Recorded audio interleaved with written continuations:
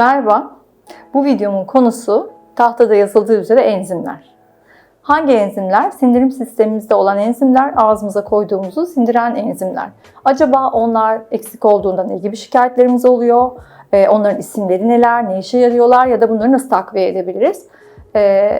Bir özetlemeye çalışacağım. Şimdi, biyokimyasal olarak enzim ne demek biliyor musunuz? Enzim, bir olayı katalize eden demek. Mesela A noktasından B noktasına gitmek, genel tabirle söylüyorum. Diyelim ki bir arabanın A'dan B'ye gitmesi 10 dakika sürüyorsa, enzim onu 1 dakikaya indiren şey demek. Yani olayı hızlandırmak demek. Ya da bir tepeyi aşmak gerekiyorsa ve tepe yüksekse enzim onu oradan aşırtan demek. Yani enzimler aslında biyokimyasal olayların katalizörleri, yani indikleyicileri, dürtenleri, öyle söyleyeyim. O yüzden enzim mikro düzeyde de her şekilde lazım. Yani o kadar çok ufak mikro düzeyde de vücutta enzimler dönüyor ki o ayrı bir dünya. Ama biz kabaca enzim deyince hemen aklımıza işte sindirmek, enzimler, onları daha çok hatırlıyoruz. Değil mi? Zaten düzeltebileceğimiz kısım da o olduğu için onlardan bahsedeceğim.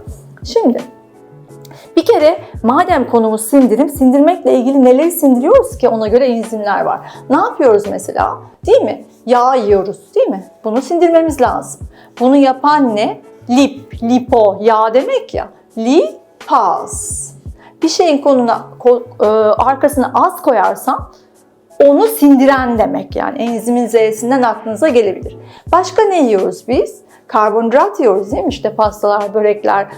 Olmasa da bademde de karbonhidrat var, işte fındıkta da karbonhidrat var, baklada da karbonhidrat var, elmada da var yani. Dolayısıyla bir de karbonhidratlarımız var. Onları ne yapıyor? Amilaz. Gene az. Başka nelerimiz var? Proteinlerimiz var. İşte hayvansal gıdada da var, bitkisel gıdada da var falan filan. Çok basit. Protein az. Değil mi? Bunlar bu işi yapıyor. Şimdi bunlar bizim temelde yediklerimiz. Bunları sindirmek için de bu enzimlere ihtiyacımız var. Bu enzimlerin en çok olduğu yer neresi? Nereden geliyor bunlar? Pankreastan geliyor. Değil mi? Bizim konumuz o olsun şimdi. Pankreastan gelen enzimlerle sindirim. Fakat yani başka yerlerde de var da ben şu anda pankreas üstünden anlatmak istiyorum. Bunlar nereden geldiler mesela? Bunların hepsi mideden geliyorlar pankreasın önüne. Oradan da enzim salınacak ve bunların sindirimi için pankreas bize yardım edecek. Şimdi sindirimle ilgili çok mesele oluyor, gaz oluyor, hazımsızlık oluyor, işte ne bileyim et yedim taş gibi durdu, meyve yedim şiştim, süt içtim, işte bağırsaklarım bozuldu. Bu lafların altında tabii ki bu enzimlerle ilgili meselelerimiz var. Onun için konuya bakacağız ama sadece enzim eksikliği değil, yani mesela yavaş yememek, hızlı yemek, çiğnememek falan da buraya çok iş bıraktığı için ayrıca bir konu. Yani ben bir bölümünü anlatırken öbür yerleri eksik bırakmış gibi olmuyorum. Yani sadece buraya odaklanmak için bunu yapıyorum. Şimdi bu videonun amacı olduğu için pankreastaki enzimlerimiz bizim için ne yapıyor? O yüzden anlatıyorum. Evet, pankreas lipazı, amilazı, proteinazı salarak bunları, yani mideden gelenleri ekstra sindirmeye çalışıyor. Şimdi pankreas lafını biz nereden biliyoruz başka, değil mi? Mesela insülin lafı aklımıza ilk geldiğinde hemen aklımıza yani pankreası çağrıştırıyor. Çünkü pankreastan insülin salınır. Pankreasın farklı hücreleri var, farklı işler yapıyor. İnsülin yaptığı bir şey. Sonra mesela bikarbonat var. Pankreasın içerisinde vücuda salınan bikarbonat sıvısı da var. Pankreas sıvısı deniyor. Pankreas öz sıvısı. O da ne yapıyor mesela? Mide asitli ya, mideden gelen yiyecekler pankreasın önüne geldiğinde ince bağırsakta bu bazik, yani alkali sıvısıyla mideden gelen asitliliği ince bağırsağa zarar vermesin diye nötralize ediyor. Yani insülinle uğraşacak, bikarbonat verecek, enzim verecek. Pankreasın çok işi var. Başka hormonlar da var. Biz şimdi eğer sindirimden, belki işte prediyabetten, hipoglisemiden, diyabetten falan, yani pankreasın diğer işlerinden bahsediyorsak aklınıza öbür tarafı ne durumda diye bir düşünmek gerekir. Yani acaba şeker, insülin, diyabet konusu olanlarda pankreas yoruluyorsa o yorgunluğu biz basitçe çok çiğneyerek ama biraz da ileri durum olarak enzim desteği alarak yardım edebilir miyiz pankreasa diye düşünmek lazım. Yani resmi böyle bağlamak lazım. Şimdi dediğimiz gibi yağları lipaz yapıyor, karbonhidratları amilaz yapıyor. Mesela şeyi biliyoruz değil mi? Süt grupları var. Süt, peynir vesaire. Hani içerisinde laktoz var denir. Ozla bitenler şeker anlamına geliyor. O süt şekeri. Ne var bunu şey yapan? Laktaz değil mi? Azla bitiyorsa eğer enzimdir o. Yani laktoz bana yaramıyor dediğinde cevap aslında laktazken, hani laktazı laktoz sanmayın diye söylüyorum. Eğer laktaz varsa bir şeyin içerisinde sizin süt, yani sütün kendisi olmasa bile peynir, kefir vesaire içerisinde süt ürünleri olanları sindirmenize yardım ediyor demektir. Yani bu da onu yapan durum.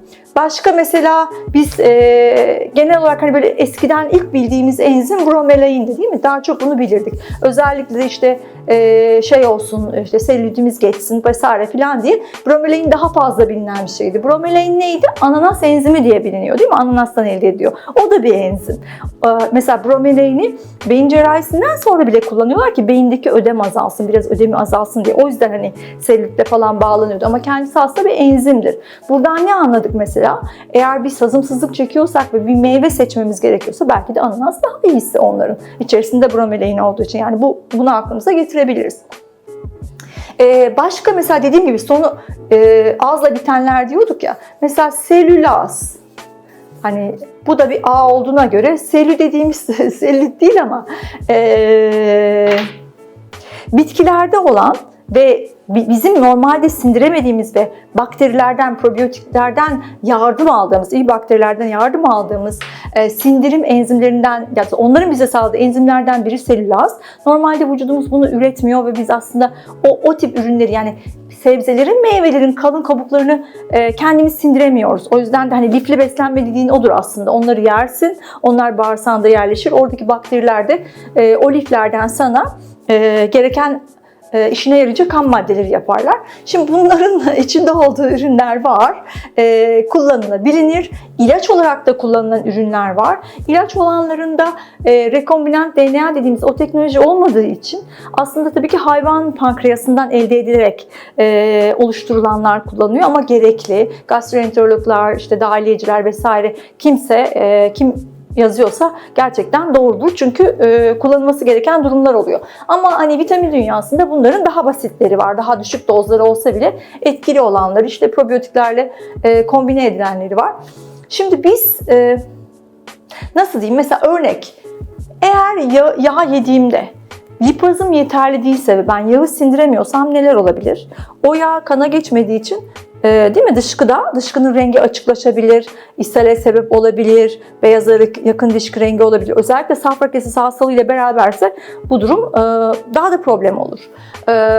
Ya da işte proteinleri sindirip küçük küçük amino asitleri ayıramıyorsam, sindirimimde eksiklik varsa, bunlar bağırsaktan içeriye bu şekilde geçiyorsa, özellikle de bağırsakta sızdırıcılık varsa, şöyle düşünmek lazım. Yani normalde benim daha eski yıllarımda ısırdığım bir peynir parçası küçük küçük parçalara ayrılırken, çünkü onda hem peynir var biliyorsunuz, hem şey var, laktoz var, hem protein var hem laktoz var.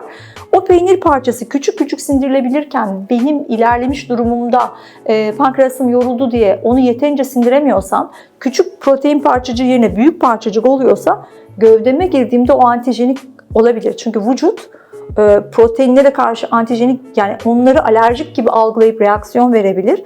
O yüzden belki bu süt peynirle ilgili hikayelerin altında da zamanından beri ilerleyen sindirimle ilgili küçük parçacıkları ayıramamış olmamız sorunu da yatabilir. Yani bu kadar yaygın olmasın. Aynı şekilde keza hani gluten. Çünkü gluten de un grubunun şeyi ya, proteini ya, yani karbonhidrat değil gluten. Gluten protein parçacığı.